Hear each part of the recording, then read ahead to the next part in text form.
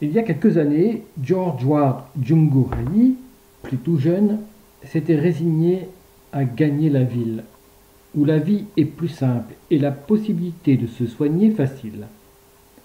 Pourtant, pendant longtemps, il s'y refusait. Je suis un homme du bush, moi, répondit-il avec fierté dans une interview il y a quelques années. Et il y est retourné dans le bush, au bout d'un moment.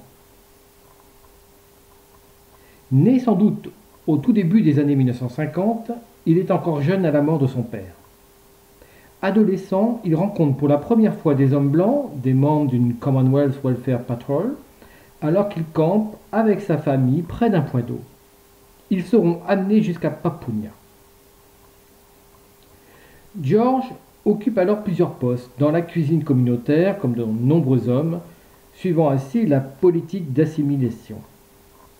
En général, ceux qui refusaient ces postes ne pouvaient pas manger à la cantine.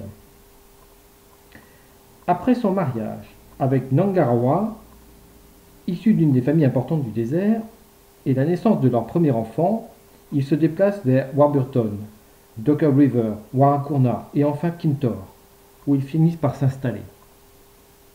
Plusieurs membres de sa famille sont des artistes célèbres, dont Yala Gibbs, l'un des créateurs du mouvement, et Willie, l'un des peintres emblématiques des classiques Sikotingari.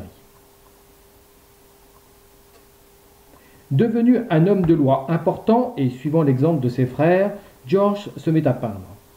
Pour la conservatrice de la National Gallery of Victoria, sous le charme de sa peinture, à la fois puissante et délicate, George a attendu pour se lancer dans la peinture de maîtriser les connaissances, d'en avoir une idée synthétique, pourrait-on dire.